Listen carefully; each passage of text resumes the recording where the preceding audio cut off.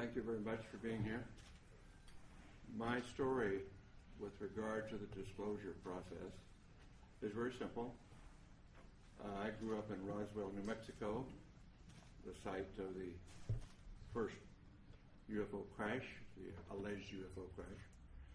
And my story is as a result of growing up there. I was a senior in high school, just going into my senior year in 1947, when on one day the Roswell Record announced that an alien craft had crashed, and the next day changed that story and said no, the Air Force said that was a weather balloon.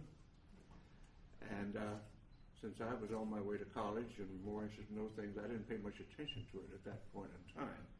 However, my family was in the agribusiness. My grandfather was a cattle buyer and sold registered Hereford bulls to the ranchers in the area, knew everybody in the area, and the Pecos Valley and beyond, sold cattle into Arizona, western Texas, and was affectionately known as Bull Mitchell in those parts.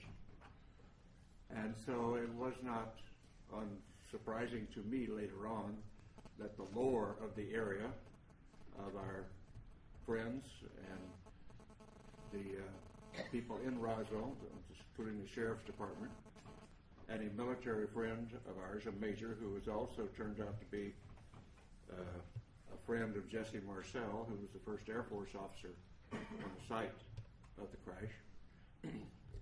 And this Air Force officer was in administration. He was not really involved, but he eventually told me his story, and that's how I became involved. So after my Apollo flight, I did very little. I knew nothing but the lore of the region up until that point. But after my Apollo flight, when I was back in the area and visiting relatives and friends, some of the people in the area who had been involved, what I call the old-timers, who were involved in the 1940s, 1947, and subsequent with the Roswell crash, and people like in the sheriff's department who had been to the crash site and were supervising traffic. My friend and friend of our family, the major, who was an office mate of in the administrative function at Walker Air Force Base. These folks, because they had been shushed and told not to talk about their experience by military authority in those days, and on dire consequence if they did, felt that here in the 70s, many, many years later, that they didn't want to go to the grave with their story. They wanted to tell somebody reliable. And being a local boy and having been to the moon, they considered me reliable enough to whisper in my ear their particular story and their association with the Roswell crash, including the family of the undertaker who provided coffins for the alleged alien victims, and others on site who had been involved or knew the story. And of course, eventually I ran into Jesse Marcel Jr., the son of the Jesse Marcel, who was the first military officer on the site, and knew his story, and I knew his story well, and we became friends in later years in this disclosure movement. And at some point, about 10 years ago, and I can't remember what date it was right now, when the disclosure movement was going strongly, I came here to Washington with a Navy commander by the name of Will Miller and Dr. Stephen Greer, and we were able to get an appointment at the Pentagon to talk about what we knew, or what we allegedly knew, what we thought we knew, and went and told our story. And the powers that be at the Intelligence Committee of the Joint Chiefs of Staff listened to our story and said, the Admiral said, well, I don't know that story. I don't know that that's true, but I will find out.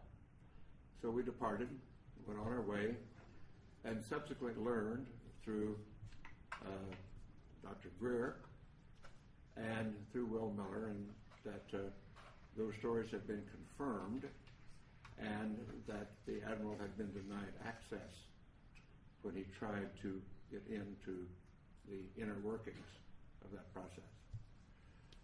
And we had confirmation of that, although that admiral now denies the fact that this is the fact.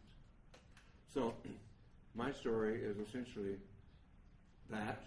I do have no first-hand experience with the ET effort, except the fact that I know all of these research people that you'll hear from today, and those some who are not here today, who have spent a long amount of their lives and time doing research into the alien visitation, UFO crashes, and so forth. And I urge that those who are doubtful read the books, read the lore, and start to understand what has really been going on, because there is no doubt we are being visited. And as a person who is a part of the first generation of being a spacefarer of our civilization and having gone to the moon, and realizing that I do and many of us do now, that have seen the Hubble pictures from space, the universe that we live in is much more wondrous, exciting, complex, and far-reaching than we were ever able to know up to this point in time. And the fact we have wondered, were we alone in the universe forever? Only in our period do we really have evidence, no, we're not alone. We're just one planet with intelligent life on it, and probably it is time, now that we are spacefarers on our planet, that we get active, because we're really universal beings.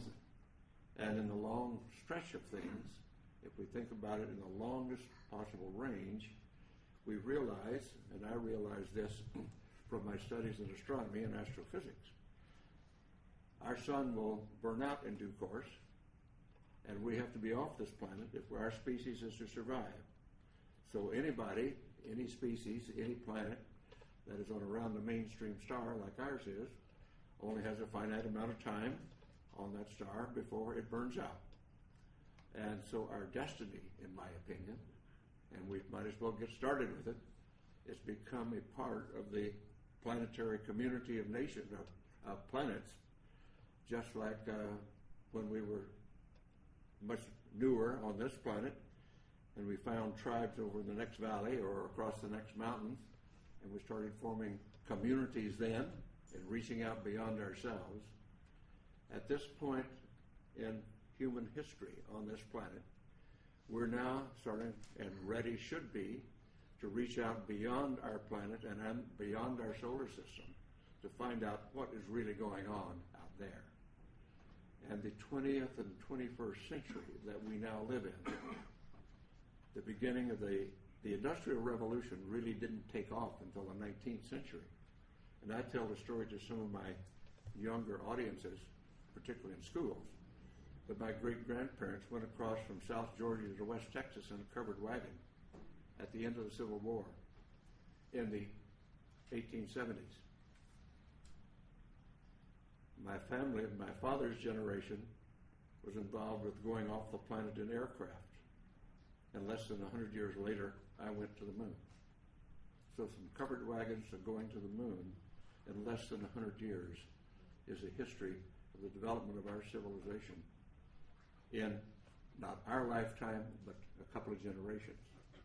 And so it's time to start thinking in those terms.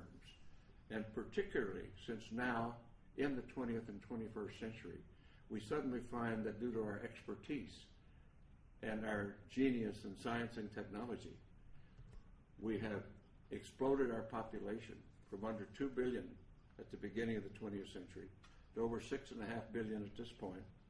And our consumption patterns are clearly indicating that we are utilizing our non-renewable resources at an unacceptable rate, a non-sustainable rate.